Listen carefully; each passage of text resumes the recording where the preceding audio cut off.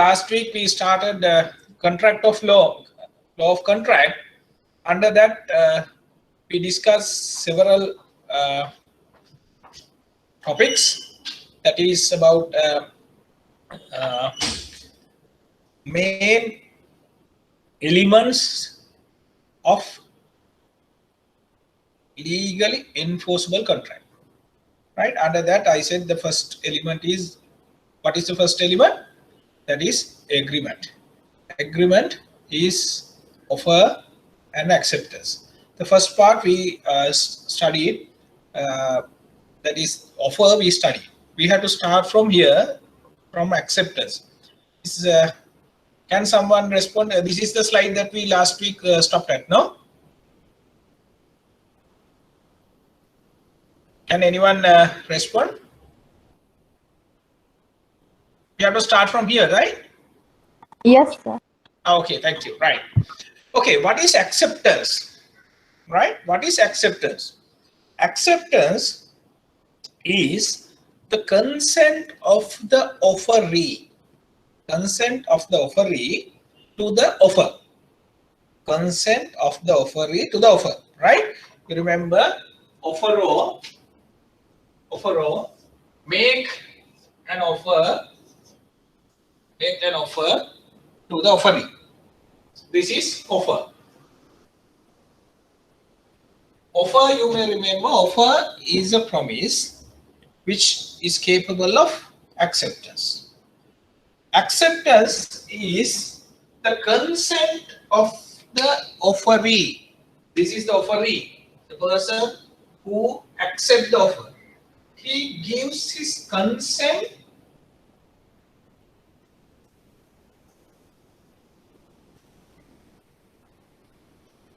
by way of an acceptance. So offer is accepted by the offeree. Now when it is accepted, agreements create. In Sinhala, the Sinhala word that we use for acceptance is pratigrahanaya.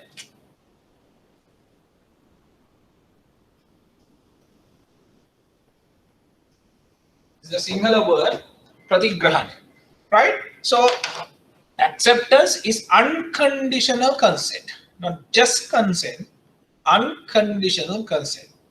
Unconditional means without putting any condition. You accept the offer as it is. That is why it is called unconditional accept or consent to all the terms of the offer. To all the terms of the offer. So offer is a promise. When offeror make the offer, he put conditions. He put conditions. So he say, I will sell my car for a value of 5 million. So there's a condition. Condition is the value of the condition or the price of the vehicle is 5 million. That is his condition. Right? Offer can contain conditions or terms rather. But the offeree cannot put conditions in his acceptance. This is the important law principle that you have to remember. Offer can have conditions, but acceptance cannot have any conditions. The acceptance has to be done without any condition, accepting all the conditions of the offer. All the conditions of the offer. Right? So that is why it is called, we say the acceptance is an unconditional consent to all the terms of the offer. So this is the interpretation that you have to write in your exam paper, right? If what is acceptance? Acceptance is unconditional consent to the offer, to all the terms of the offer. That is the interpretation, right? The offeror can require any form of acceptance. Who is the offeror? Offeror here, the offeror is he. When offeror is making an offer to the offeree, he can inform the offeree the mode of the acceptance should come.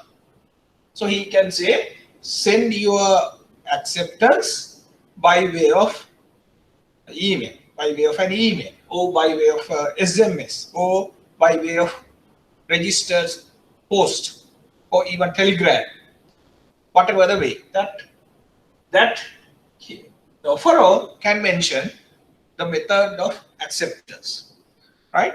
Acceptance is not effective unless it is communicated to the offeror. That is the other most important condition that you have to remember, the legal condition with regard to acceptance. The first one, first condition, acceptance should not carry any condition. Without any condition, the offeree has to accept all the terms of the offer. That is the first condition. Second condition, the acceptance will not effect unless it is communicated to the offeror. Communicated to the, unless this acceptance comes to the knowledge of the offeror, the acceptance is not effective. So communication of acceptance is very important, right? Then the next important point that you have to remember is silence is not an acceptance. Under the law, we don't consider the silence is as acceptance, right? For example, the offeror cannot put a condition in his offer to say that if I don't hear anything from you, right? If I don't hear anything from you, that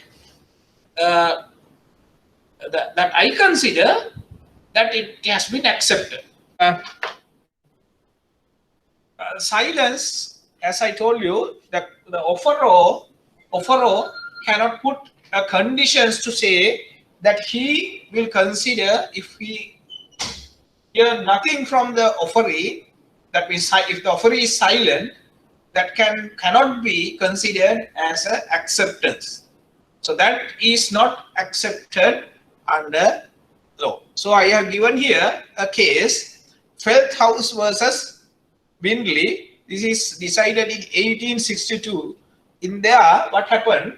This person, he is the offeror. He put a conditions to say, if I hear no more about him, I consider the horse is mine at that price. So what happened? These two parties, offeror and offeree, they negotiated for a horse, to sell a horse. So then, as we discussed last week, parties negotiated. One party requested information, the other party provided the information.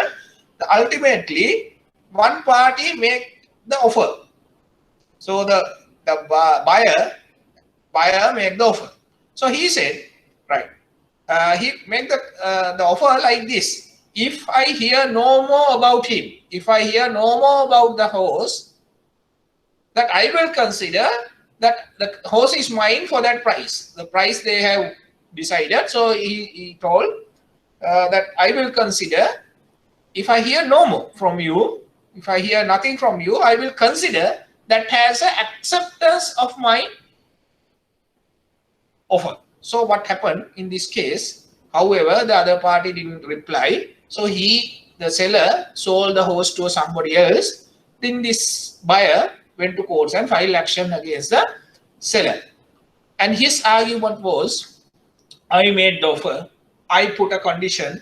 If I hear nothing, that I will consider that you have accepted my offer.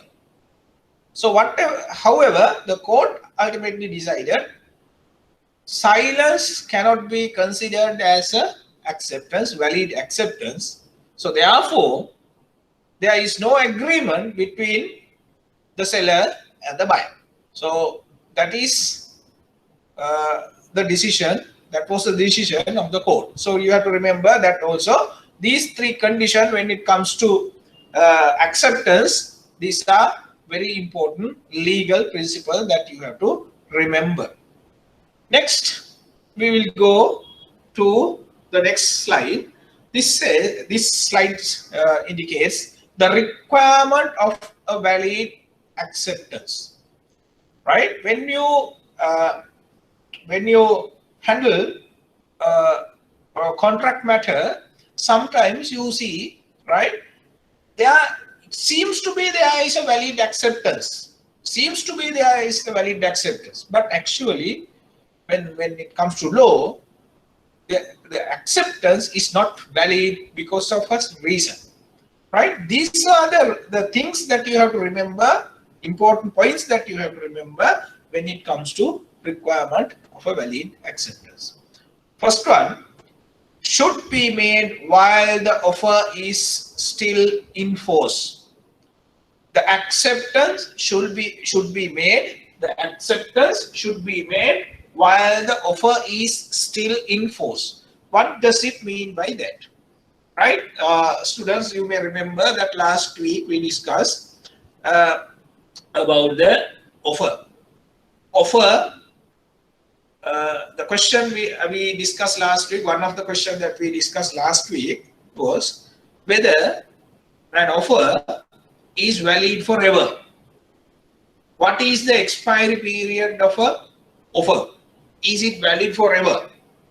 So we discussed that, right? You may remember that I said the offeror can put an expiry date, right? So he can say that my offer will stand for 7 days from today. So then the offer will comes to end or expire at the end of 7th day. So if the time is not mentioned, expiry date is not mentioned, you may remember that we discussed the offer is valid for a recent period of time. So after that, offer comes to end. So offer, we can't say that offer will stand forever, right? So that is the law principle. So what is the acceptor? What is the condition of the acceptance then? Acceptance, the condition, first condition is the acceptor, or rather the offeree, has to accept the offer within the valid period to become it a valid acceptance, right? If offeree accept the offer after the expiry date, then there is no agreement. Simple as that. For example, if this person says, right, my offer will valid for 7 days,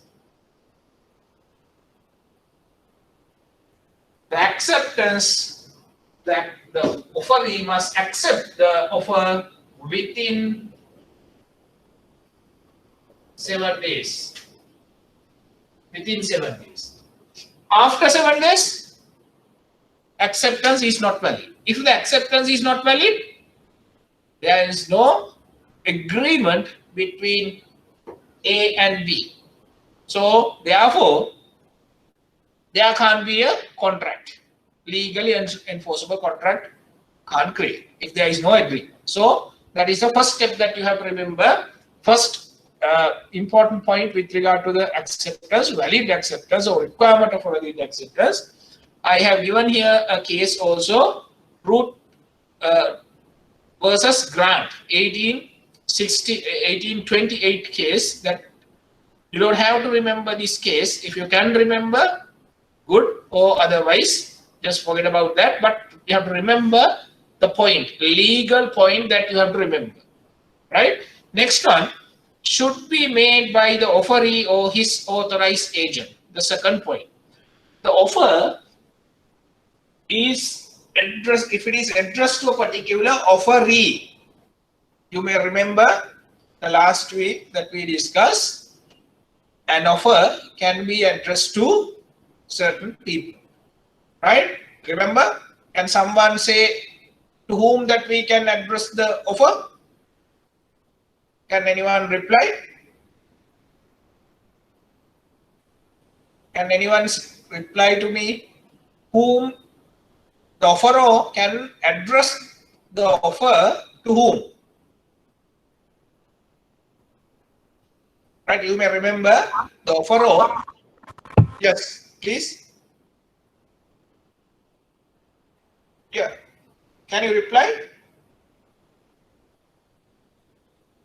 Okay, not clear. The voice is not clear, so I will say offer can be addressed to a particular person, offer can be addressed to a particular group of people, or offer can be accepted or addressed to a particular, rather the entire world. Right? Those are the three methods that we can make an offer. However, if the offer is addressed to a particular person or a particular group, who can accept it? Who is authorized to accept? The first, that is the second point that we are discussing. Should be made, sorry, should be accepted by the offeree or by his authorized agent. So only B can accept. If the offer is addressed to B, only B can accept. C can't accept. C is somebody else, third party. On behalf of B, C can't accept the offer unless C is B's agent. Right? We'll take a case study. Right? We say now A make an offer. Offer is addressed to B, and A send the offer by way of a letter or by way of an email, we say, right? But somehow, because the address written in the email is wrong, so this offer went to C, not to B. It went to C. Misdirected. So offer was misdirected and went to C. So C think, right, this is a good deal. So what he accept the offer. Accept the offer. Now the question is whether there is an agreement now. Offer made by A. The offer is addressed to B. However, the offer misdirected and went to C. C accepted it. Question is whether there is an agreement. If there is an agreement, then there is a legally binding effect between A and C. The answer is there is no agreement. Reason, the offer is addressed to B. Only B or B's agent can accept the offer. So therefore, there is no contract between A and C. Clear? If anyone has any question, right, with regard to acceptance, you can ask now. Right? Up to this, okay? Right. Then the next point is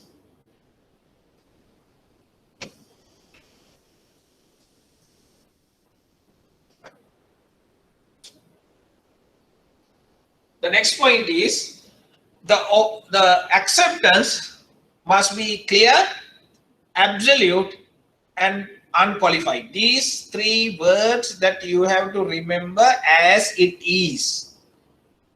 Right? No similar word, no some other words, right? Or same words that you have to remember. Right? These are the words that we use in law. Right?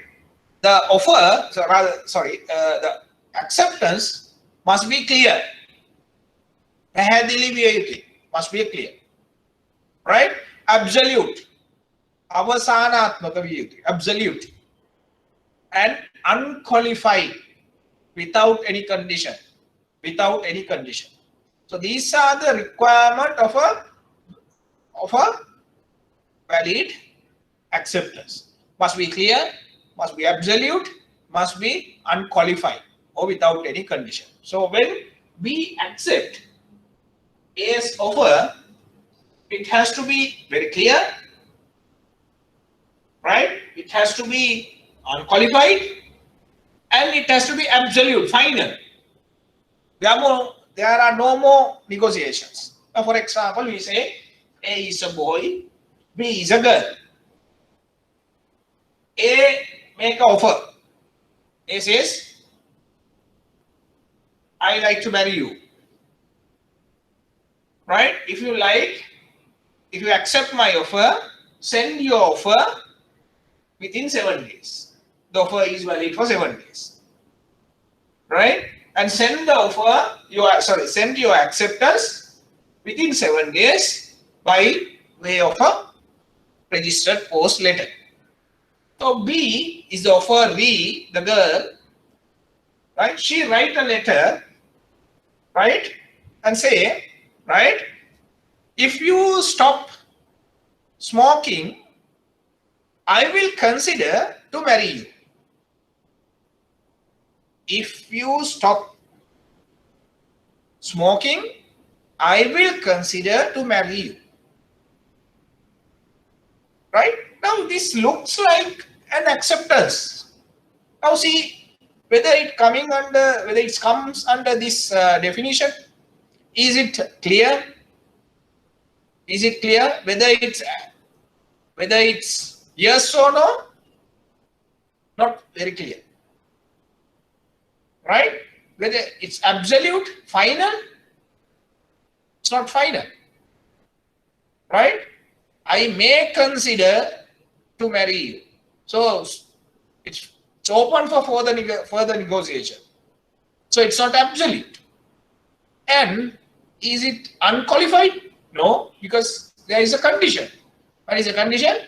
If you give up smoking, I will consider to marry you. So that is not very clear acceptance. It's not absolute, and it is not without any condition. It's with a condition. So therefore, that so-called acceptance is not coming under the definition given here or the requirement under the valid acceptance. There is a case I have given here, Hyde versus French, right?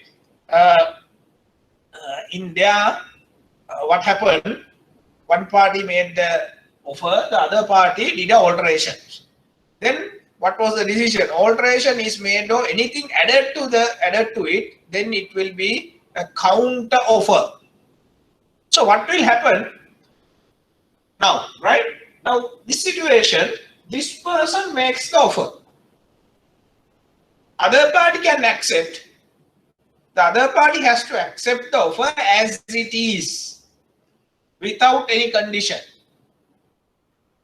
to give consent to all the terms in the offer. So then it is a clear acceptance under the law. So what will happen if this person put a condition to the offer, like what I said little while ago? The girl say, if you stop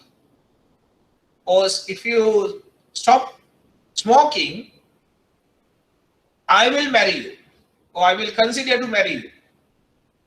Right? Girl say, right? If you stop smoking, I will marry you.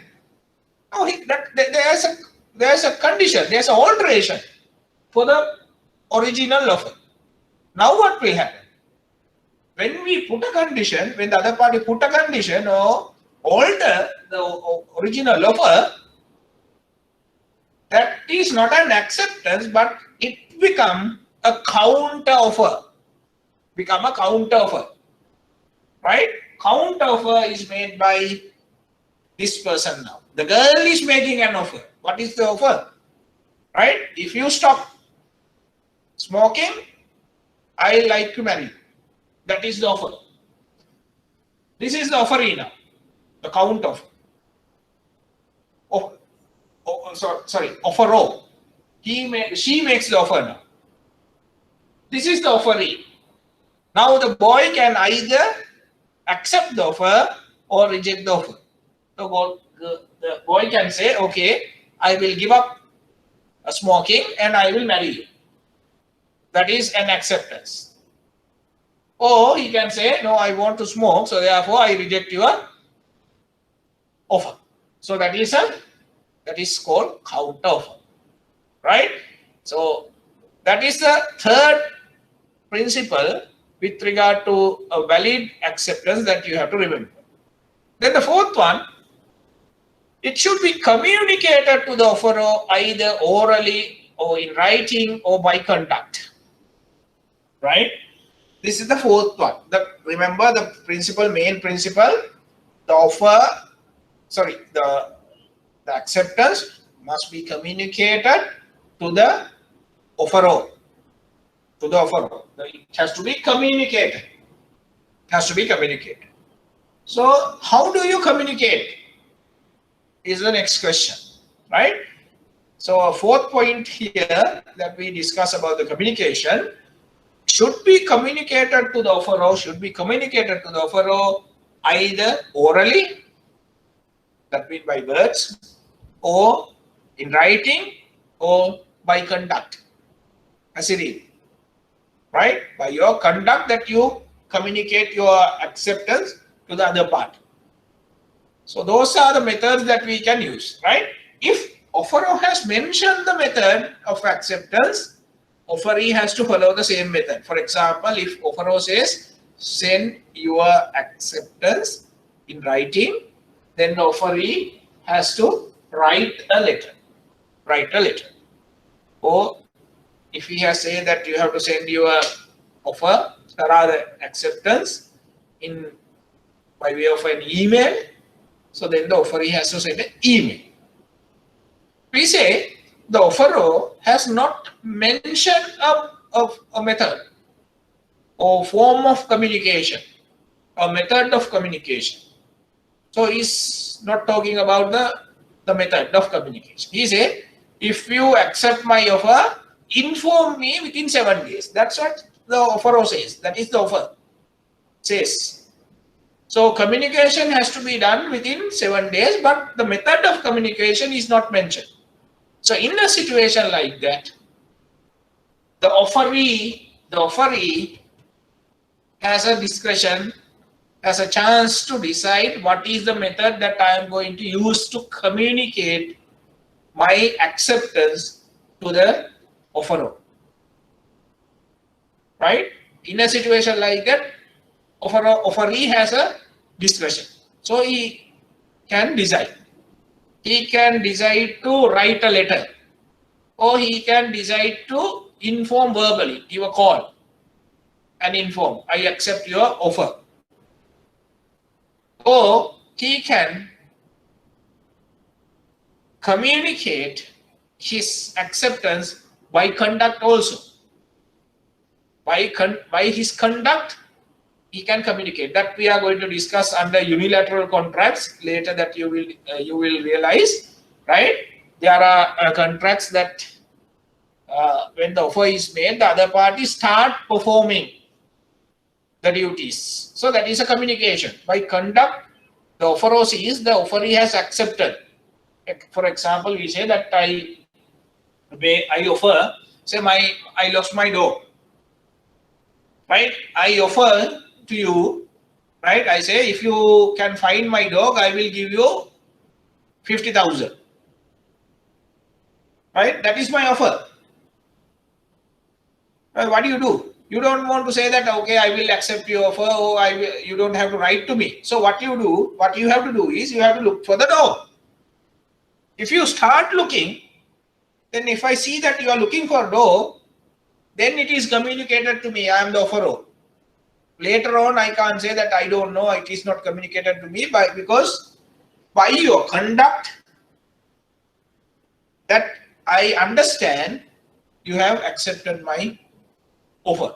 So these methods that you remember, if the offeror has not mentioned the method of communication, the offeree has a discretion, and the offeree can communicate the acceptance to the offeror by words, that is verbally, vachane, right? Or in writing, by a letter, or by an email, by SMS, in writing, or by conduct, by start performing some work or activity.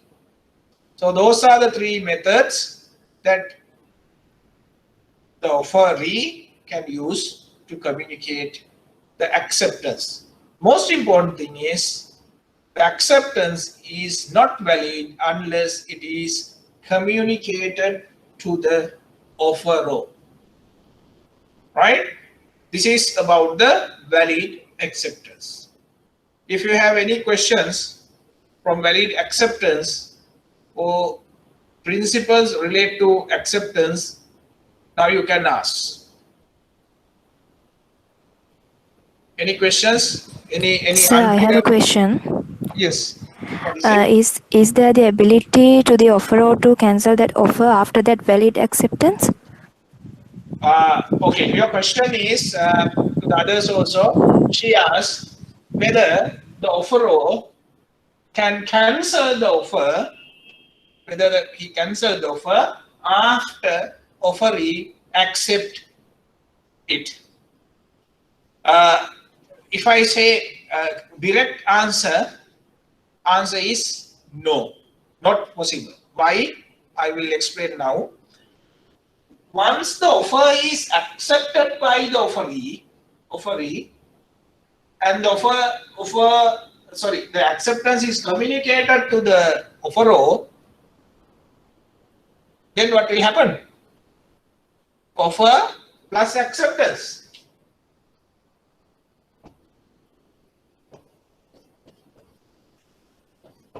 What is the situation? Agreement creates. Agreement creates. Once the acceptance is done between them, there is an agreement.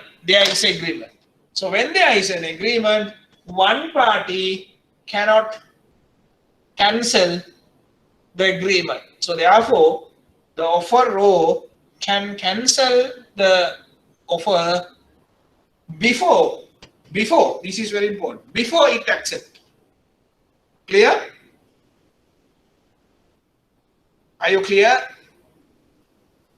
The student Yes, who it's asked the clear. question? Yes, it's clear. Yeah. Thank Okay. you. Right. Thank you. Any other questions? If you have any other questions, you can ask. Because next we are going to discuss a law principle. You will not understand that law principle unless you are very clear about the offer and acceptance. Okay. So then I'll go to the next one. The first law principle that you are going to study in this syllabus. Right? Very important that you have to very cautiously that you have to listen, right? The first principle that we are going to discuss is this, the postal rule. The postal rule. Right? In Sinhala, we call this Kapal Riti, postal rule. Okay.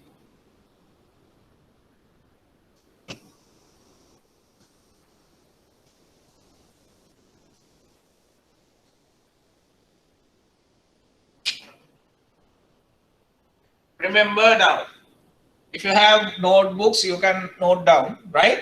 The postal rule applies in contract law, not in any other area of law. It's about contract law, right? So that is the first thing that you have to remember. The postal rule apply to the first element of the valid contract, that is agreement. The postal rule apply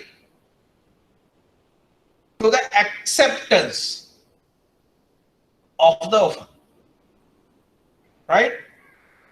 If I summarize, the postal rule apply to the acceptance, communication of acceptance, right? Postal rule apply, right? Okay, I will explain what it is now, right? What is postal rule? You know, the acceptance of an offer is not valid until it is communicated to the offeror. Again, I will repeat. The acceptance of an offer is not effective, it's not valid until the acceptance is communicated to the offeror, right? We'll take now this, right? A is the offeror.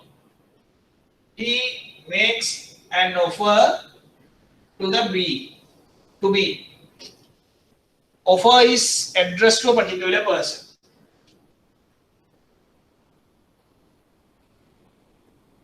Offer, right? We say this offer is made on the 1st of January, right? He made the offer on the 1st of January. And it was communicated to be on 3rd of January. 3rd of January. Right? B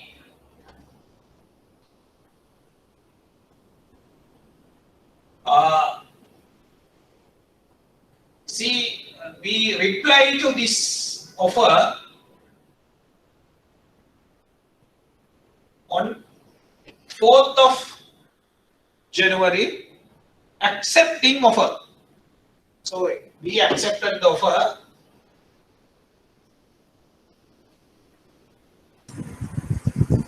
Accepted the offer and wrote an email, right, on 4th. And this was communicated to A. This was communicated to A on 5th of January. Right? Now, take this case. Right? Can someone tell me, first question, whether there is an agreement between A and B? Can someone answer? The first question, whether there is an agreement between A and B. Can someone please answer? Anyone please? Anyone can unmute your microphone and answer whether there is an agreement between A and B.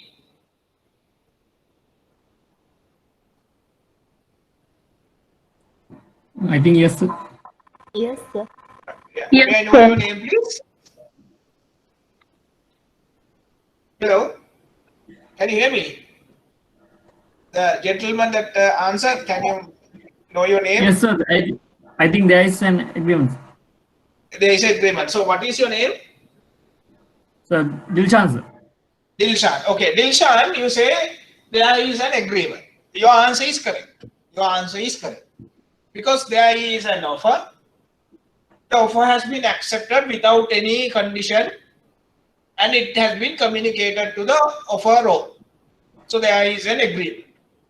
Dilshan, my next question is, when was the agreement created? What is the date? The agreement created. 5th of January, sir. 5th of January. You say 5th of January. Right? Yes. Right. B accepted the offer on 4th of January, but it has been communicated to A on 5th of January. Now, Dilshan, why do you say it is 5th, not 4th? So because it should be communicated to the offerer, either orally and written by conduct that before principals. That is a principle. Very good. That is a principle that we discuss. Unless the offer, unless the acceptance is communicated to the offeror by the offeree, the acceptance is not valid or acceptance is not effective. So acceptance become effective when it is communicated to A, that is the offeror. So acceptance has been written on 4th of January, but it has been communicated on 5th of January. So therefore, the agreement is created on this day, on this date. Clear? Everyone? Yes, sir. Everyone? Dilshan, you are clear? Yes, sir. Right. Okay. Now, this is the normal condition. This is the normal condition. Right? Next, we are going to discuss an exception to this normal condition. Again, listen very carefully. This is the normal condition. Normal condition, how, at what point the agreement creates. Agreement creates when the acceptance is communicated to the offeror. That is the date, or that is the point the agreement creates. Now we are going to discuss a rule, a principle, law principle. Right? This principle is called postal rule, is an exception to this. Right? To this. Now listen very carefully. Right? Postal rule says, right? Communication of acceptance will be complete and effective at the point when the letter of acceptance is posted or placed into the hands of the relevant postal authority, not when it is received. That is an exception to the normal condition. Right? Again, read very carefully. It says a communication of acceptance. It is about this communication of acceptance is effective. It's effective at what point? Right? At the point when the letter of acceptance is posted. Right? Not when it is received. So therefore, as per the principal postal rule, the acceptance is complete at the point of letter posted. Letter posted. Not it is received. So therefore, when the postal rule apply, the agreement creates on the 4th of January, not on the 5th of the January. Dilshan, you are clear? Yes, sir. Others? Anyone have any doubt or don't understand? Can question now. All are clear?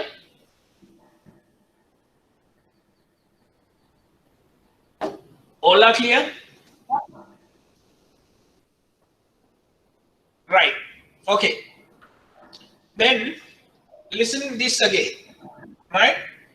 Listen this again. A make an offer. A sent an email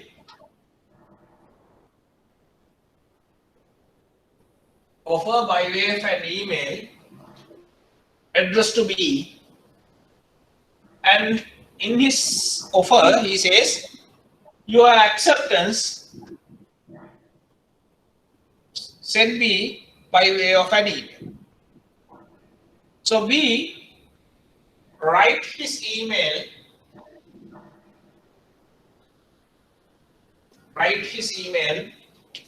on the 4th of January, right? So whatever the reason, because of the technical error or whatever, he couldn't send it on 4th. The next day, right, he sent the email, and email received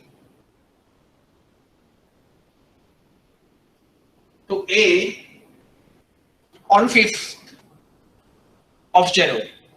On 5th of January. Now Dilshan, tell me, when you apply postal rule, what is the date of the agreement created? The 4th of January. 4th of January. So you consider this thing and you say the postal rule applies. When the postal rule apply, the agreement creates on 4th, Fourth. not 5th. Yes. Right. Okay. So, Dilshan, now in this situation, your answer is wrong. I am sure, though others not answered, right? Some of may, right, or most of you may thought the agreement is created on the 4th of January. What went wrong? Right? Remember, I said this is postal rule.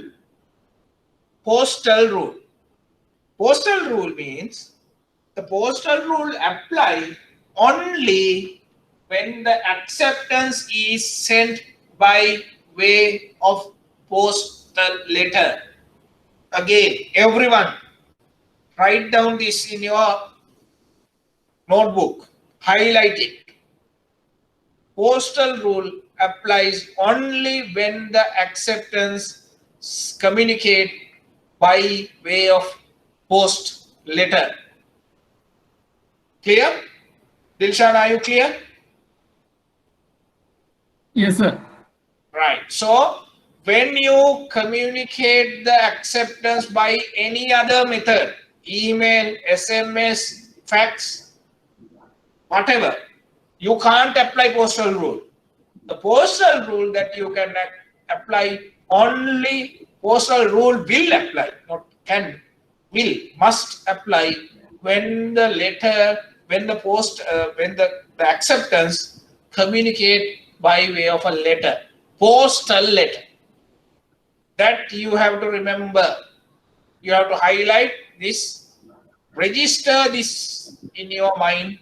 The postal rule applies only when the acceptance we send by way of a postal letter. Right? Okay, everyone, remember that. So, if it is a letter, then what is the situation? If it is a letter, offer sent by a letter, right? The letter says, the offer letter says, send your acceptance by way of a registered post, letter. So then what is the situation? B has to accept it. We accept the letter and we put the letter into the letter box. We put the letter into the letter box on the 4th of January. So this letter was misdirected, went here and there, and it came to A. Is A on 8th of January. There's a postal delay due to COVID, right? It was delayed and it came ultimately on the 8th of January. The question is, right, now the A came to know that B has accepted the offer on the 8th of January. But principle, what is the principle? Postal rule apply, because it's communicated by way of a letter. Postal rule apply. So as per the postal rule, the agreement is created, or rather the acceptance is communicated on the 4th of January. Therefore, the agreement is created on 4th of January. 4th of January, not 8th of January. Clear? Everyone? Dilshan, are you clear? So I will communicate with you, Dilshan, because others are not responding. Dilshan, are you clear now? Yes, sir. I'm clear. So remember this, that you can't apply postal rule every time. Postal rule that you can apply only when the communication is done by way of a post postal letter, right? Simply the postal rule is when the acceptance letter put into the letter box or hand over the letter to the postal department, the agreement creates on that point. That is postal rule. Clear? Okay, now I have given here a case, actual case, decided case, Adam versus Linsell. This you have to remember. So therefore, highlight this case that you have to remember. Last week we discussed another matter. You may remember that was Carlyle versus Carbolic Smoke Bowl Company. That you have to remember that case. Some cases that I have given, I say these you must remember. Some I say if you can remember better, or otherwise just forget about. So then you don't have to bother about those cases. But when I say this case is important, that you have to remember, that means that you have to write this case in your exam to get marks. So if you write about a postal rule, you can't get full marks unless you write Adam versus Linsell case. What happened in this matter? D, the offeror, sent a letter offering to sell some wool to P. P is the offeree. On the 2nd of September. Then D, that is the offeror, requested an answer from P by post, by a letter. Now, when we say that by post, you must remember that immediately and automatically it should come to your knowledge or come to your the knowledge. The postal rule applies. Acceptance sent by way of a postal letter, postal rule applies. Right? Then what happened? The letter was misdirected. So P posted the letter. The letter was misdirected and it did not reach P until 5th of September. So then what happened? So P waited, but the letter didn't come. So what he did, he sold his wool to somebody else. So what happened? P accepted the letter on the same day, that is 5th of September itself. He accepted. And then what happened? Had the offer been properly directed, the answer should have been received by 7th of September. Now, if the letter, without any delay, without misdirecting, if it is reached to P, if P accepted the letter, the answer should reach D, that is the offeror, by 7th. By 7th of September. So he sent the letter on 2nd of September. He waited another 5 days. So no answer from the other party. So then what he did, right, on the 8th of September, D, that is the offeror, sold his wool to somebody else. Now what is the situation? What is the situation? Right? We'll take this same this thing.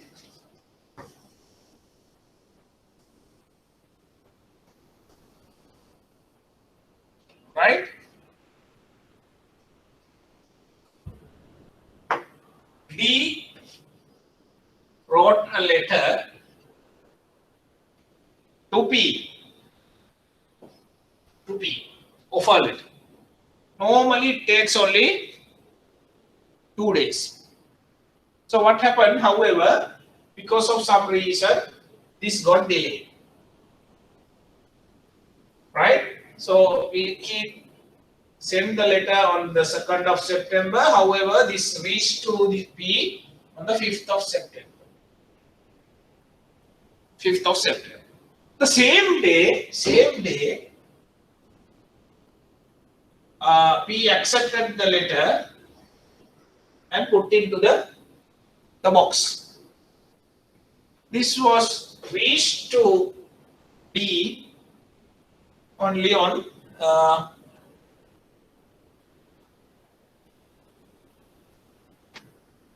9th of September.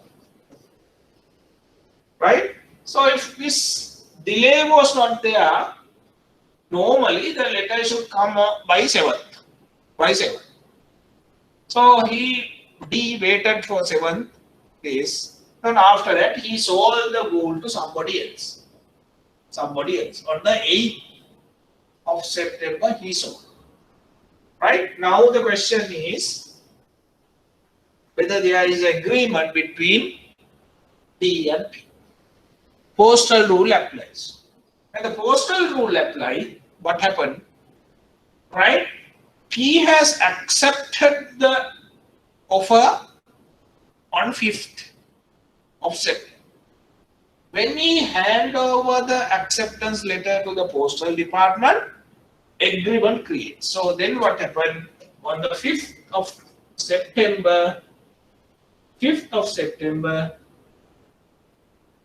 agreement has created. Agreement has created between D and P. There is agreement. There is agreement. So as per the agreement, D has agreed to sell the wool to P by 5th. But what happened? Since this is not reached 8th of September, D sold the wool to somebody else, third party.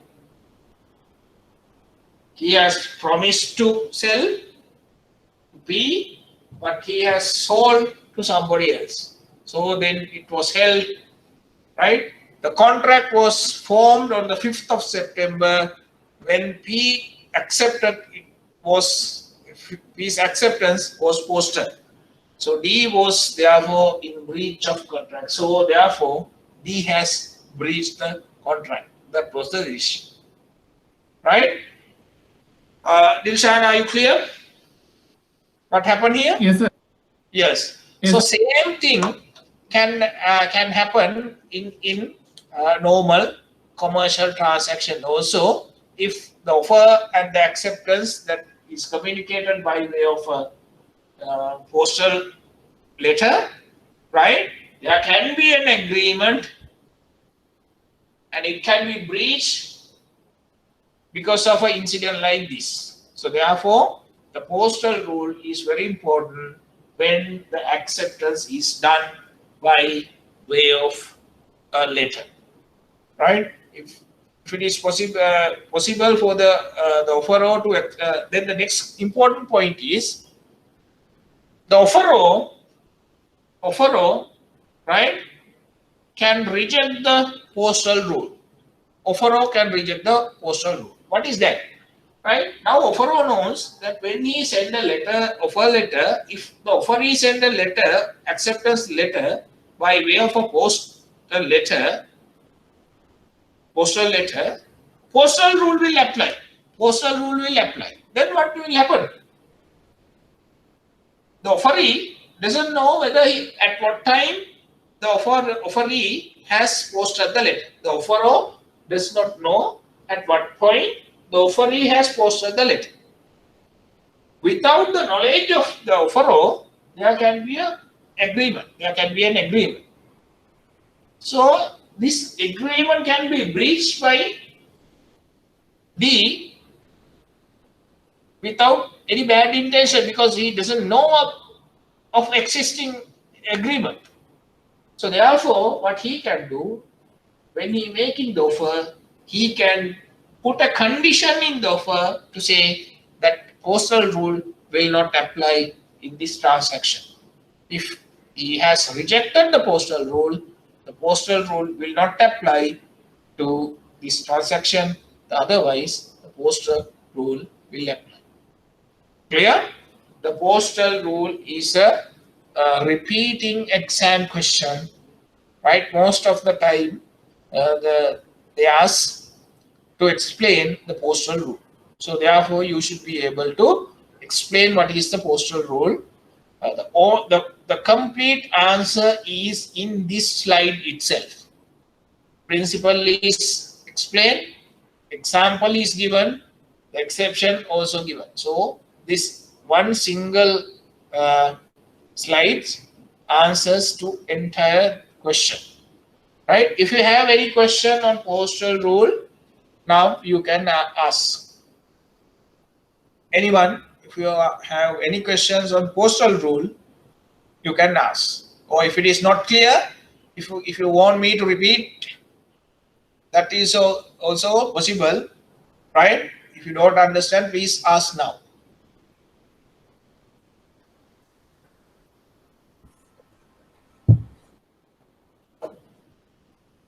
No questions?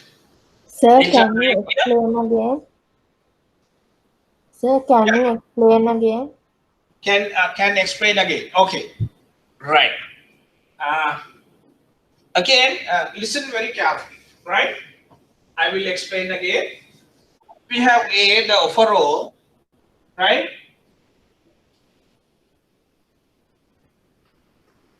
And this is the offeree.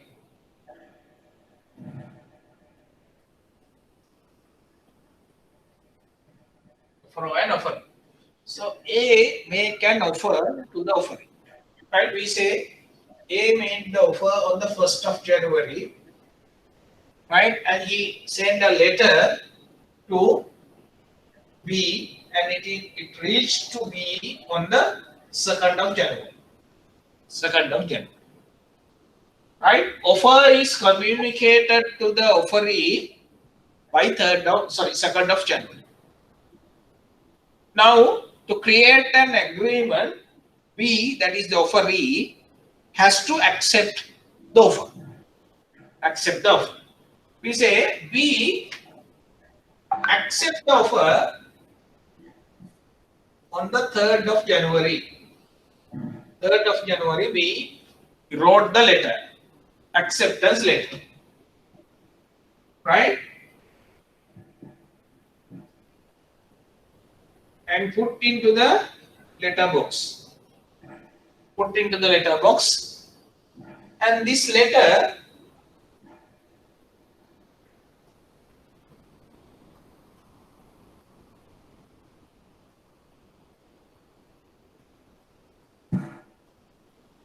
letter reached to A on 5th of January. 5th of January. Right? That we have already discussed. Offer, rather the acceptance, is not effective unless it is communicated to the offeror. Offeree has to communicate the offer acceptance to the offeror. Then the offer, rather the acceptance is effective. Right? So when you see this picture, you can see the acceptance letter has been reached to A on 5th of January. So in other words, the acceptance actually has been communicated to A on 5th, because that is the day that A came to know that his offer has been accepted by B. Clear? So far okay? Yes, sir. Right. Right. Right. Now, this is the normal way. Right? This is the normal offer and acceptance without postal rule. You have to forget about the postal rule. If the postal rule is not there, this what happened. So in this situation, the agreement is created. We consider the law. Consider the agreement is created. Agreement is offer plus acceptance.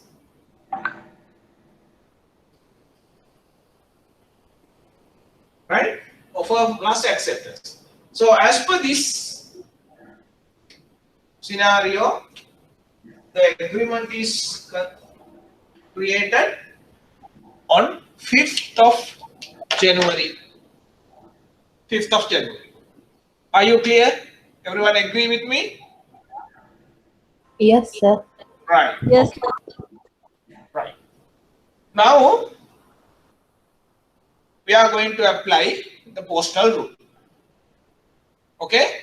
We are going to apply the postal rule.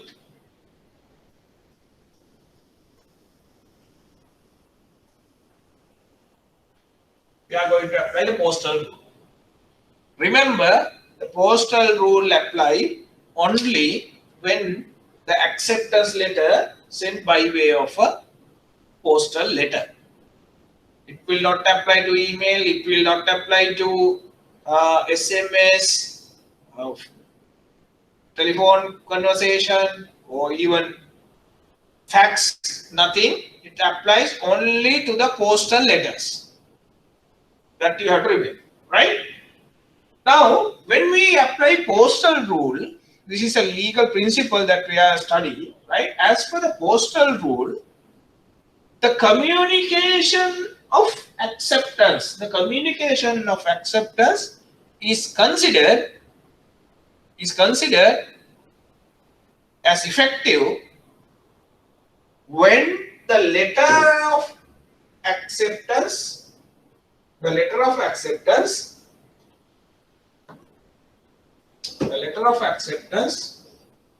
it is put into the post box, right? When the letter is put into the post box, the communication of acceptance considered as completed. Clear? Yes, sir. Right. Okay. So now we apply the postal rule. When we apply postal rule, what is the day that law consider the acceptance is completed? Again, my question is, when we apply postal rule to this case, what is the date the law consider the date of acceptance is communicated? 3rd of January. 3rd of January, very good. Right? When we apply postal rule, the communication is completed on 3rd of January. 3rd of January. Now there is offer. There is an acceptance. When the acceptance offer is accepted, agreement creates.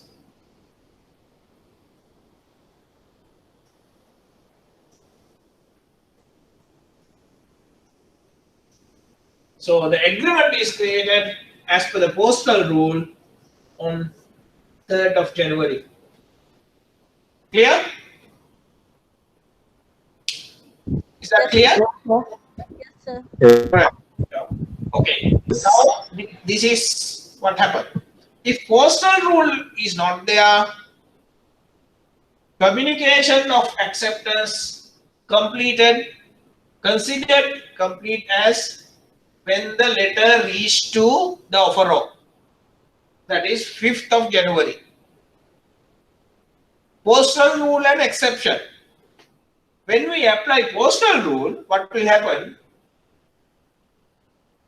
The communication of acceptance considered is fulfilled or reached to this person when the letter put into the letter box by the offeree. So he has put the letter on the 3rd of January. So therefore, acceptance is communicated on this date. So therefore, offer and acceptance, the agreement creates on this date. So here, 5th of January, when we apply postal rule, it is 3rd of January. Right? That is the difference between the normal acceptance and the postal rule applied. That is the difference. Clear? Sir. Everyone? Yes, sir. Right. Okay. So that is postal rule. Then we'll go to the next one. Rules. Next slide. Rules regarding communication of acceptance. Right? The first rule is it must be carried out by the offeror or his authorized agent. The acceptance letter must be sent by the offeree or his authorized agent. Right? This here that you have to. There is an error, right?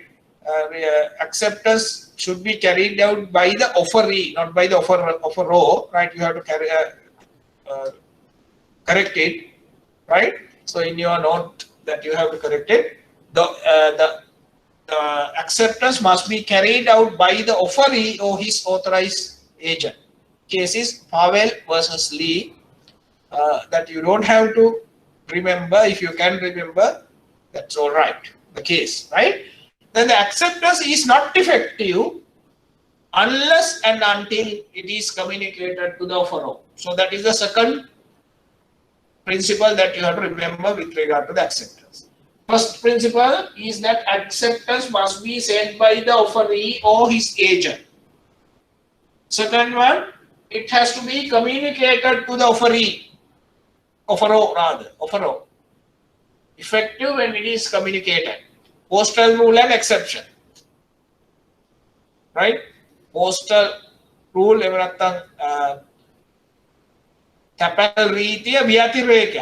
exception. This is a normal condition, right? And offeror may not state that the silence shall amount to acceptance. That is the third rule that you have to remember, right? Silence is not an acceptance. You can't put a condition like that. Fourth one, the communication of acceptance by post is subject to postal rule, right? If the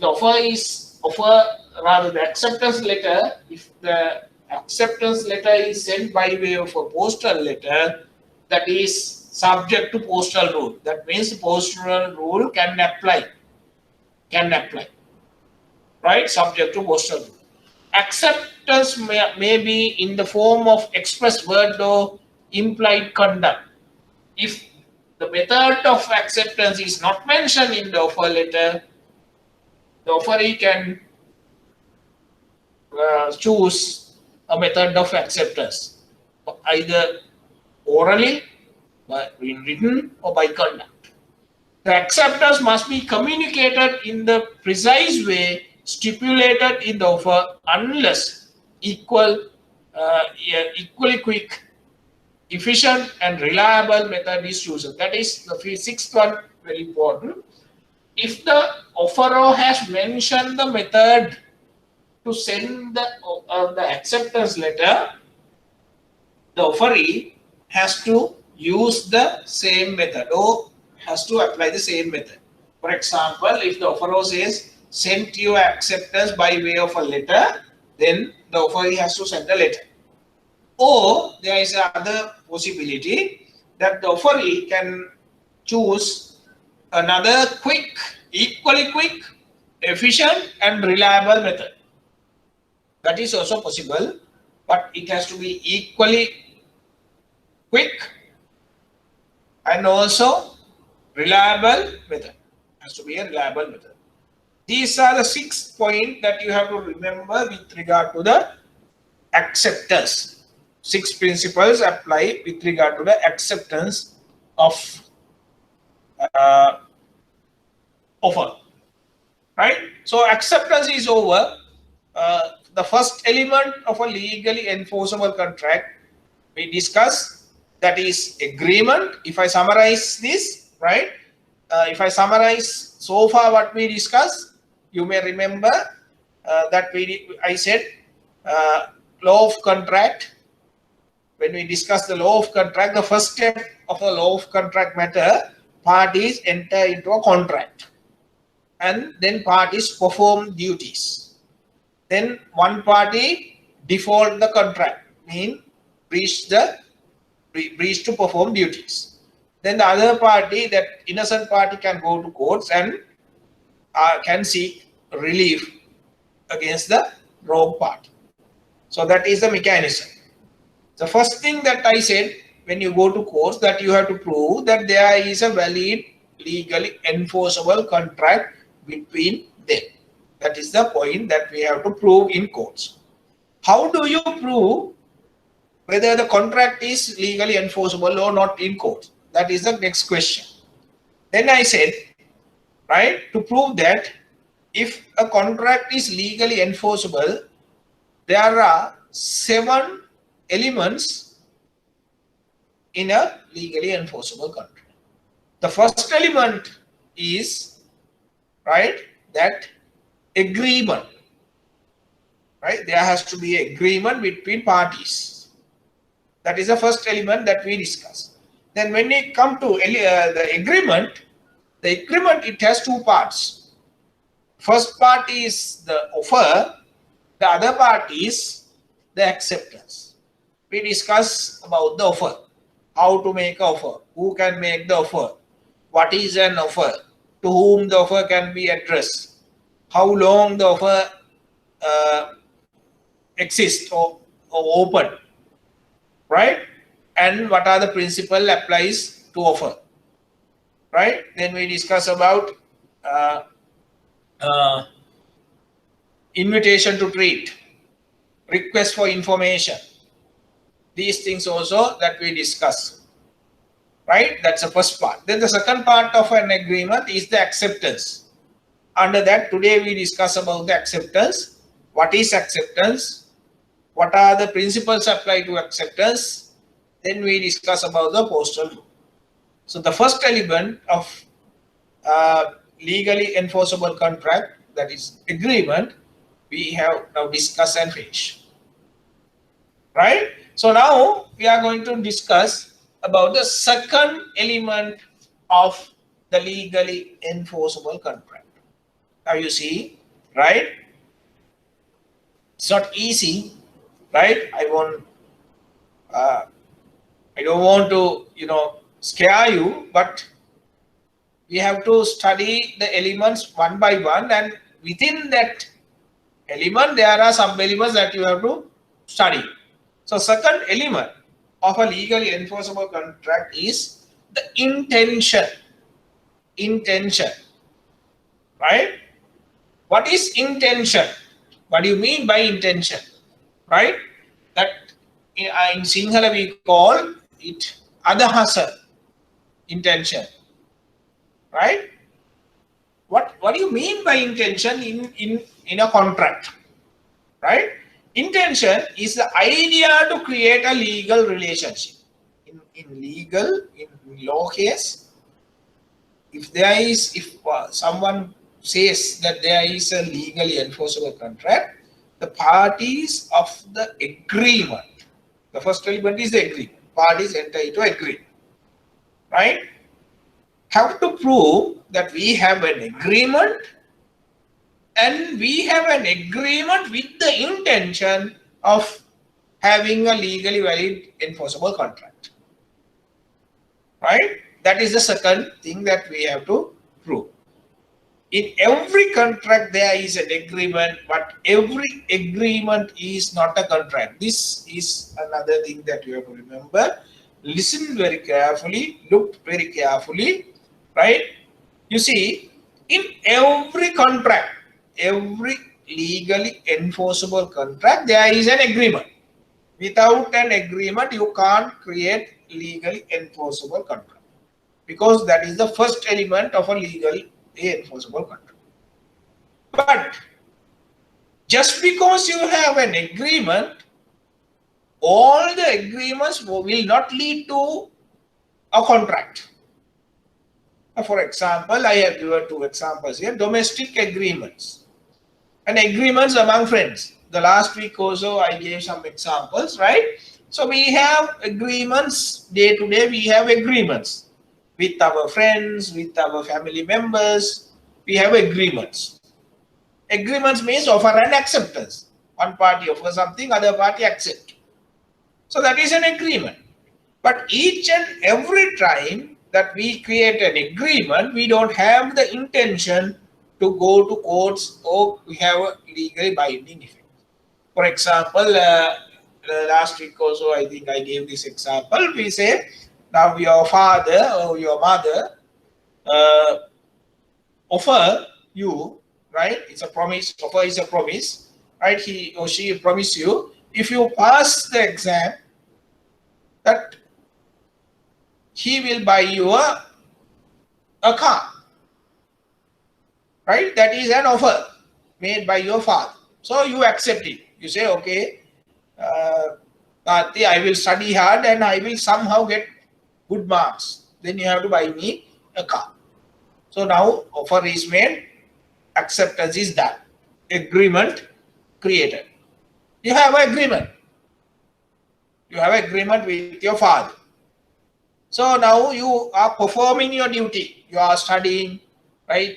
Day and night you read, you study, you work hard, then you face the exam and you pass the exam. Now your part under the contract, or rather under the agreement, is completed. Once you get good result, your part is over. Then the other part is that your father now has to perform under the agreement. What he has to do? He has to buy you a car now. So he says, okay son, okay daughter, that I am happy that you passed the exam, but you know that I don't have money to buy you a car, but we'll see later.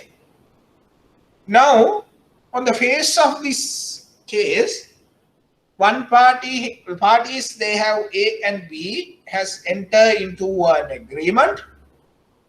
Offer and acceptance is there. So there is an agreement. One party has performed the duties under the agreement. The other party now refusing to perform his part of the contract or other agreement. So it is a breach now. Breach of agreement. Givisuma kadagirima. Breach of agreement. So in that case, you should be able to go to courts and file action against your father and get a direction from courts to him to buy a car for you or to recover the value of the car from your father. Right? But in a situation like this, you may have faced this already, or I have faced this. A lot of people day to day that we promised certain things, but when it is breached, we don't go to courts. We don't go to courts because we have a relationship, right? But still, even though we want to go, we can't go because law does not provide any solution for this type of agreement, because that is a domestic agreement without the intention of having legally binding effect. Right? When your father promised a gift to you, when you accept the gift, you don't sign an agreement. Your father and you, have you signed an agreement before two witnesses? No, we have not. Because it's a domestic arrangement, domestic agreement. We don't have the intention to go to courts if it is breached. So intention is very important, essential element in a legally enforceable contract. So domestic agreements, we don't have that intention. So agreements among friends, we say social agreements. Right? You promise your friend offer dinner for you, and you accept. You say, I will come at this time. Whatever the reason, you couldn't go. That's a breach. Now all this time your friend has spent money, prepared meals and everything. Now he has spent money but waiting for you, but you don't come, right? So it's a breach, but your friend will not go to courts and ask damages from you. And he can't actually, because it is a domestic, or rather it's a social agreement among friends. So therefore, agreement is there. You don't say that there is no agreement. Agreement is not there, but there is no legally enforceable contract. It's just a social agreement. So therefore, can't go to courts because intention is not there. So to create a legally enforceable contract, the parties must have the intention to be legally bound by their agreement. When we enter into a agreement, the parties should have the intention to go to courts when it is breached. That is called the intention. Clear? Anyone has any questions from intention? part? Everyone is clear about the intention? Dilshan, are you okay? Yes, sir. I'm okay, sir. Right. So then I go to the next one, right? So again about the intention. So then, how do you identify, or how do you recognize the intention of the parties when it is come to a contract or agreement?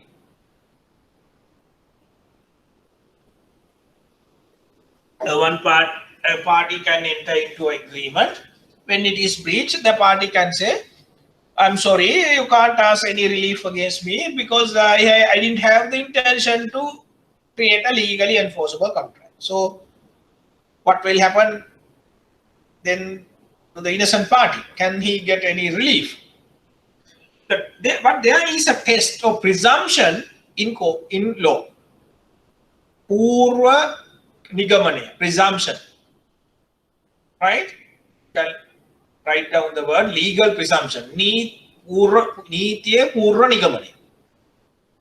Right? That is called legal presumption. Right?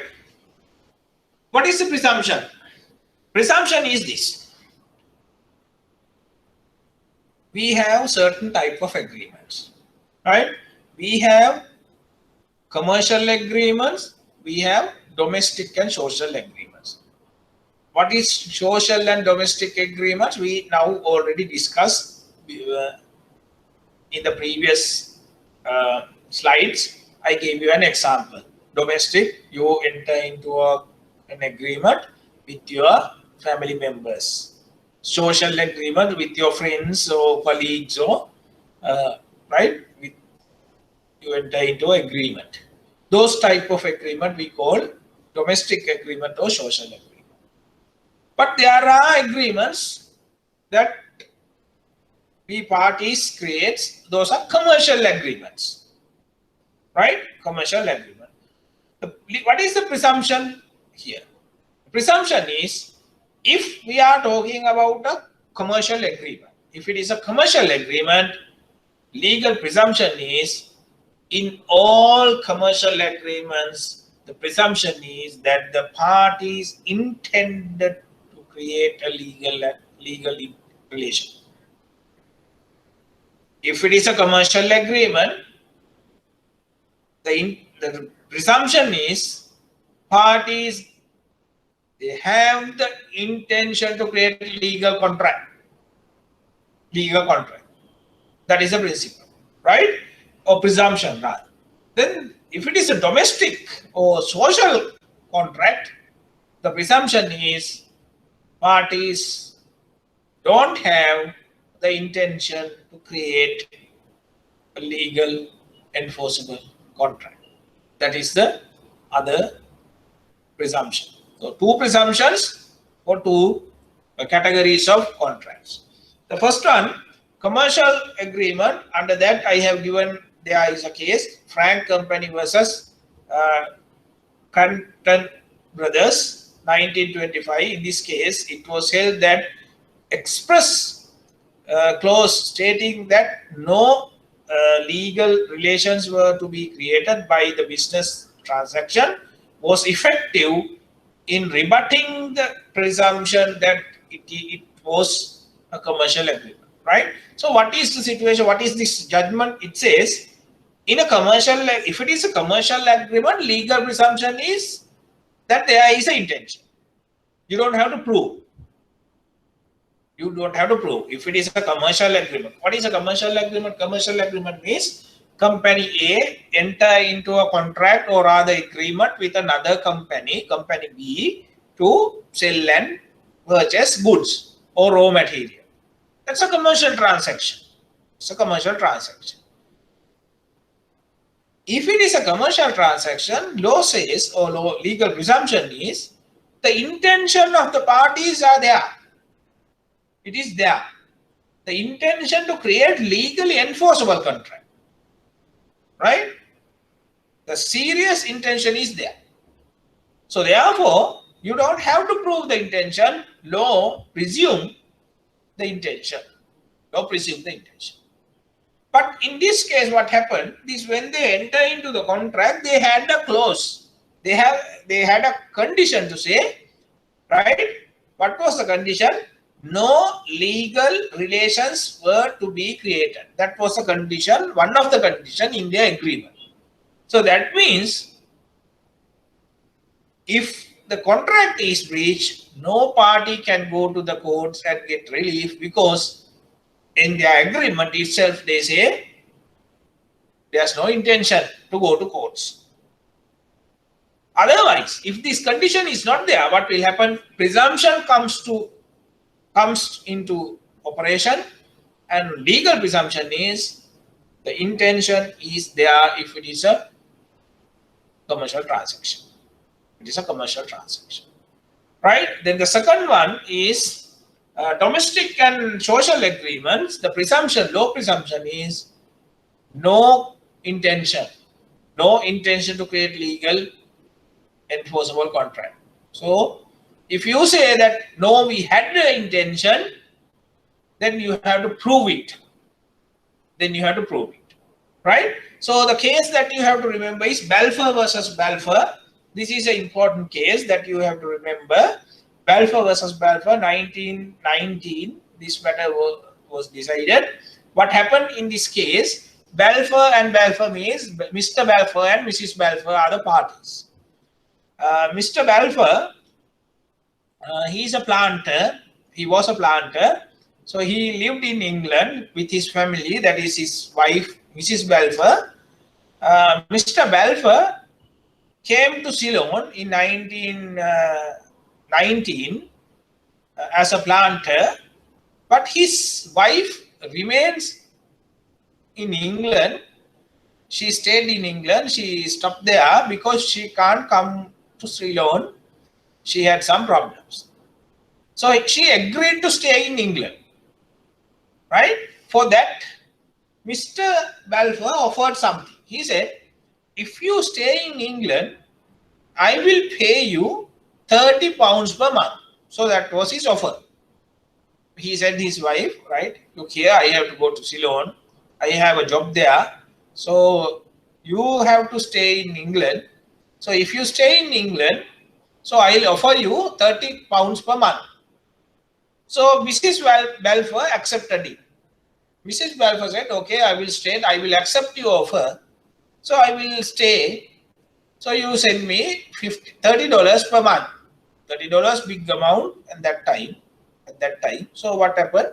So Mr. Balfour came to Ceylon and he was engaged with this work, plantation work, but he didn't send money. He didn't send money. £30 per month he didn't send. Now what happened? Mrs. Balfour went to courts. And he filed action against Mr. Balfour. Now there is an agreement between these two. Mr. Balfour and Mrs. Balfour, they have an agreement. But that agreement, it's a domestic agreement. Husband and wife, they have entered into agreement. So Mrs. Balfour went to courts and said, we have an agreement. I perform my duty, that is, I agreed to stay in England. I stayed in England, so I have done my part. But now my husband is not performing the duty, he is not paying me £30 that he agreed. So that was her case. So what was the decision of the court? Court said the agreement was not intended to have legal force because it's a domestic agreement. So court said, Mrs. Balfour, sorry, you can't ask any relief because this is a domestic agreement. If it is a domestic agreement, the legal presumption is there is no intention between parties. If you say that you have an intention, that you have to prove.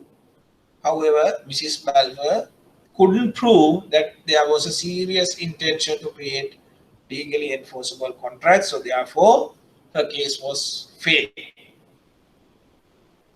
That is about the intention of a domestic or social agreements. If you have any questions now, you can ask. Dilshan, are you okay? Are you clear? Yes, I believe. Yeah, I am communicating with you because others are not communicating. So then others also, if you have any questions, please you can now answer the question. Right? Are you clear about the intention, the second element? Yes, sir. Yes, sir. Right. Right. Okay, good. Yes, sir. So Yes. two assumptions or presumptions that you have to remember. I hope that you are clear about the presumptions. Okay. Then we'll go to the next one, that is consideration or justa causa. Consideration or justa causa. Clear? Okay. What is consideration? What is justa causa? This justa causa is a Latin word that you have to remember. Justa causa is a Latin word. Right.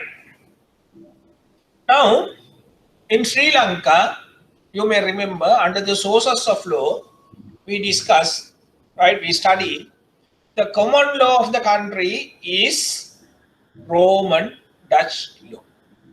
Common law of Sri Lanka is Roman Dutch law. But I explained you during British ruling period, English people, British, they introduced some English law to the country. So therefore, certain areas are governed by English law.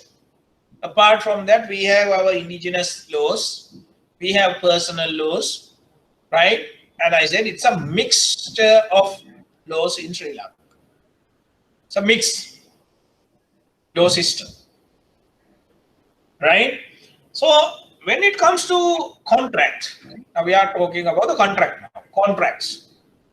When it comes to contracts, some contracts are governed by English law and some contracts are governed by Roman Dutch law today, right? For example, if it is a insurance related matter, the insurance law is governed by English law.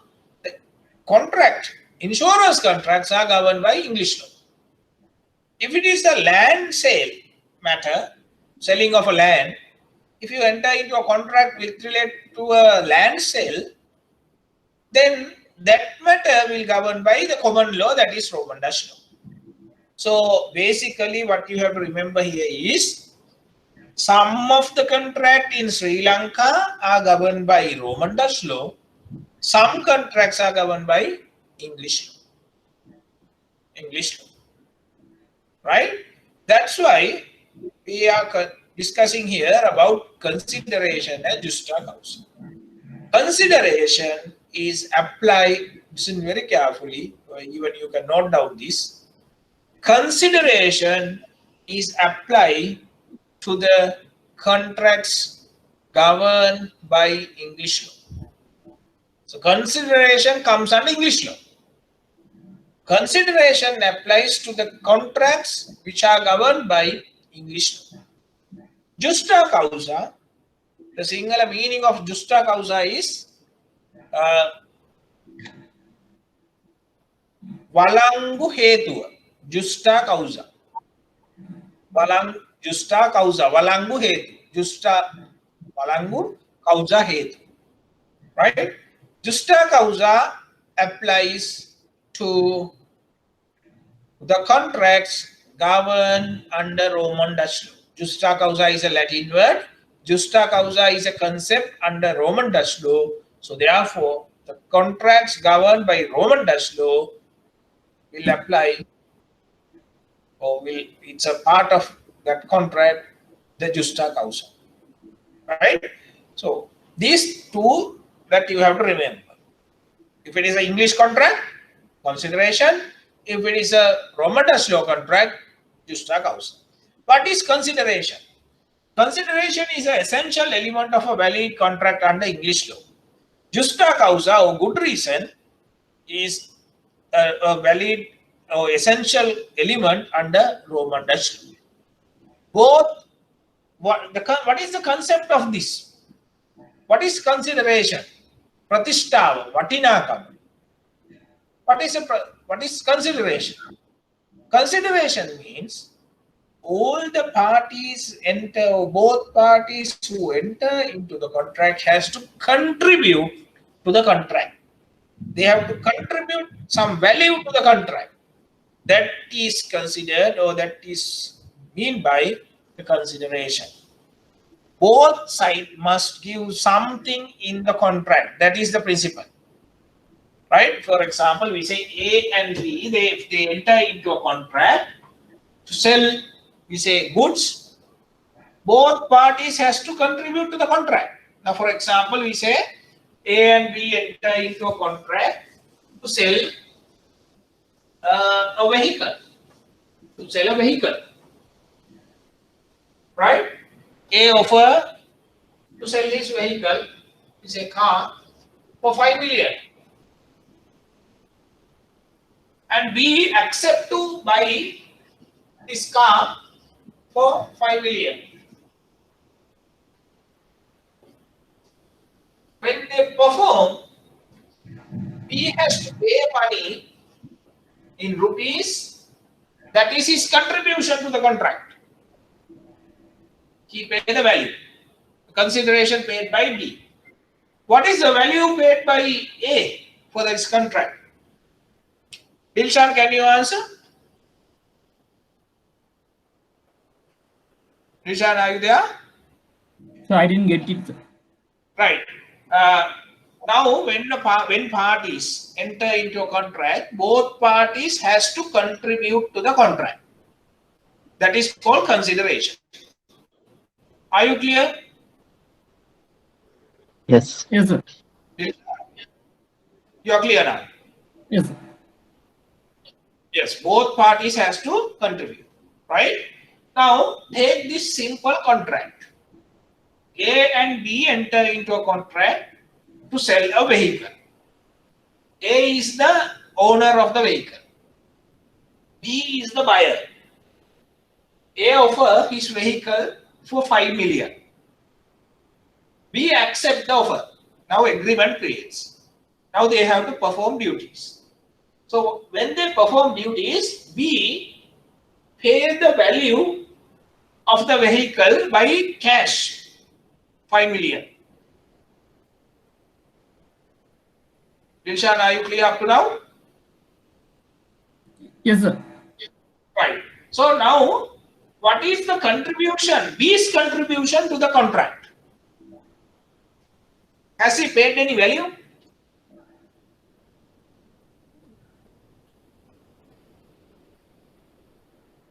His Dilshan, are you clear? contribution is 5 million. 5 million. Yes. B has paid the value of the vehicle by rupees. So he has contributed 5 million. Clear? Yes, sir. Right. Now my question is, what is the, now as per the principle of consideration, both parties has to contribute.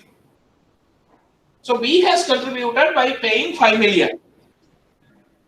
Dilshan, my question is, what is the contribution of A? Giving the car, selling the car. Exactly. You are correct. So he is giving his car. Car has a value. Value of 5 million worth of good he provides. So contribution of B, so rather A, is the car, the value of the car. So both parties contribute to the contract. A contribute by putting his car. B contribute by paying the value in rupees. So in an agreement, both parties has to contribute. Both parties has to contribute. Dilshan, are you clear? Yes, sir. I'm clear. Others, if you have any question, if you don't understand, you can ask now, because thereafter you will not get a chance to ask the question until you get the question at the exam. Clear, Clear? sir. Clear, sir. Exactly. Right? Okay. Then when we talk about the consideration that we can categorize consideration or classify consideration in several ways, right? That one method is we categorize consider as a good consideration and bad consideration. Good consideration and bad consideration. Good consideration means the money that you paid is good. Bad consideration means the money or the value that contribute to the contract is bad. For example, we say, right, this B has contributed 5 million. That money 5 million that he has brought to the contract or paid to the contract as per the contract is black money earned in illegal manner. So that there is a consideration, but it is a bad consideration. It's a bad consideration. That is one method that we can categorize consideration. The other method that we can categorize is valuable consideration and nominal consideration. Right? Valuable consideration, vatina kamak sahita. Nominal namik. Right? Means, right, in certain contracts that you pay the actual value. Right? For example, this selling of a vehicle. A selling a vehicle to B. Right? We pay the actual value, 5 million. So that is a valuable consideration. Actual value paid. Nominal consideration, you contribute, one party contributes only a nominal price. For example, gift. Gift is a contract. When we, under the English law, right? For example, we say a parent, a mother or father gift a property to their son or daughter. If it is a gift, you don't have to pay. Right? If you pay the value, that is not a gift, then it is a purchase. But under the English law, when you accept a gift, that you have to put a value. So therefore, that at least that you have to put a nominal value. You have to contribute. So in a case like that, you may have seen or you may have not seen. If you have not seen, just read some deed of gift. In there, they put a value, a nominal value, 10 rupee or 1 rupee, something like that, right? Paid by this person to their parents. That's a nominal value. Still, it is there because it's a important point under English law, right? So that is called nominal. So consideration, as per the law, right? The consideration must be both good and valuable.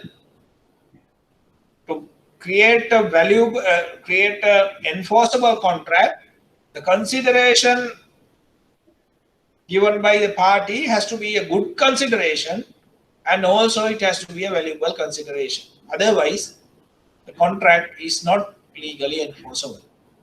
So I have given here a case, Curry versus Misa, 1875.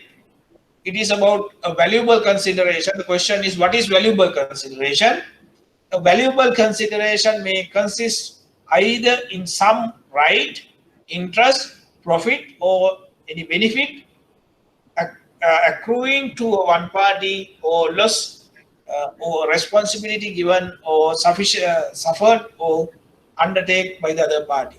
So what I want to tell you here is, this case, if you can remember, it's okay, or otherwise you just forget about.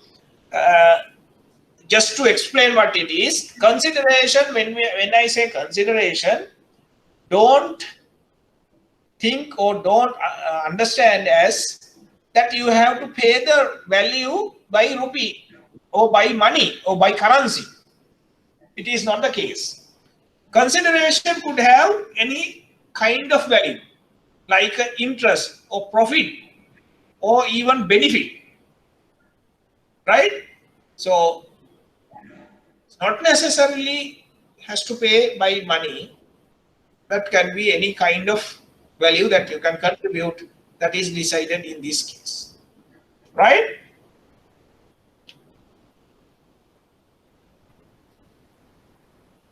So the time is past now, so I have to stop here.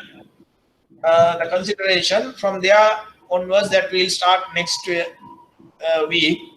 So if you have any questions from consideration and justa causa, now you have 5 minutes time that you can ask that question. Dilshan, are you okay? You have any questions on behalf of the class? I'm okay. Okay. Then others? Okay, sir. Clear. Clear. Okay, then I'll ask a question from Dilshan. Right? Dilshan, you can hear me? Yes, I can use. Right. Then tell me what is justa causa? It's coming under the Roman Dutch law, sir. Yeah. The single meaning is Valangu Hetua. Yes. And it means that it has both sides must have something. Somewhat.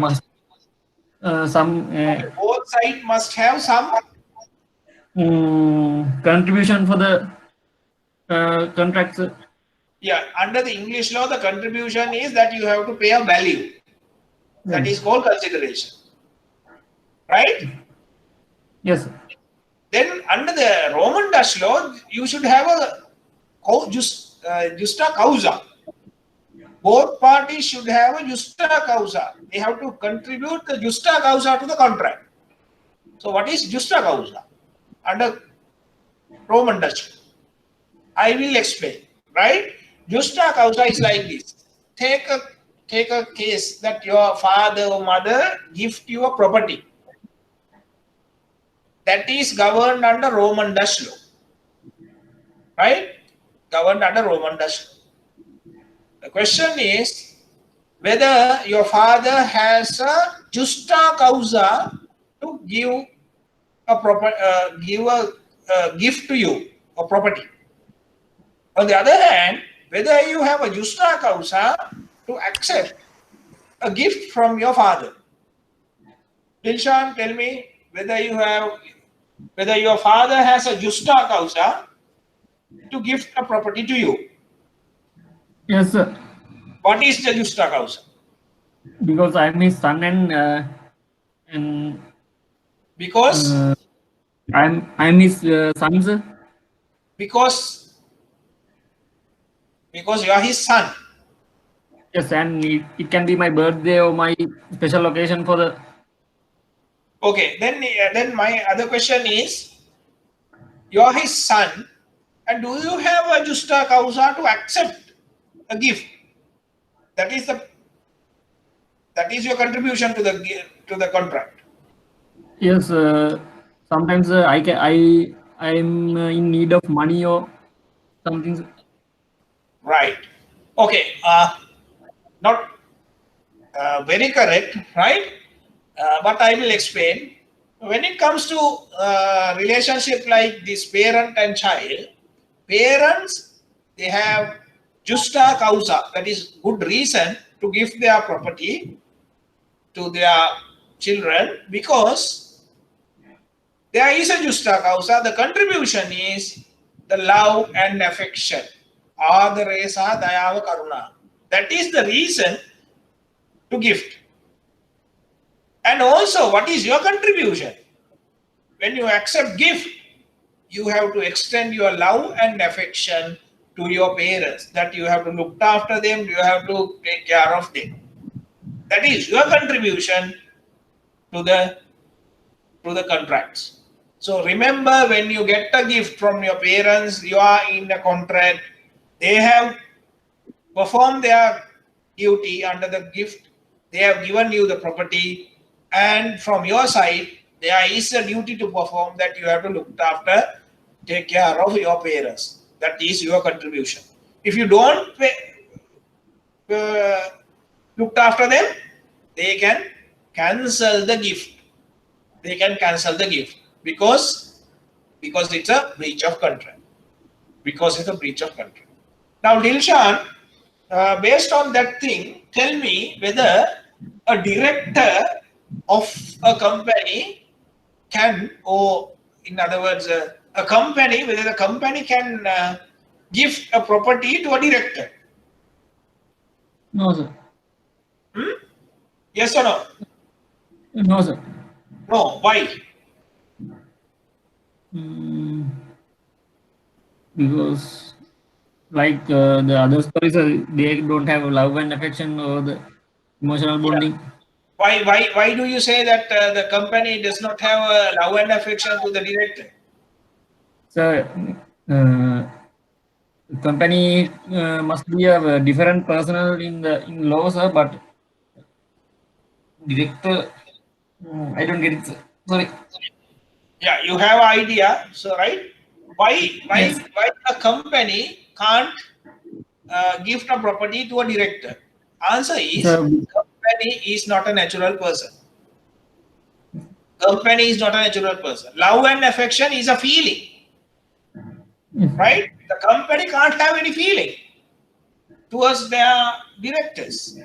So therefore, under the Roman Dutch law, company can't gift property to the directors because the company can't extend their love and affection because it's not a natural person. So that is justa and causa. So are you clear now? yes, I'm clear. Right. Okay. Thank you, Dilshan. So I have to stop at this point because the time is now 3:15. So we'll continue from this point.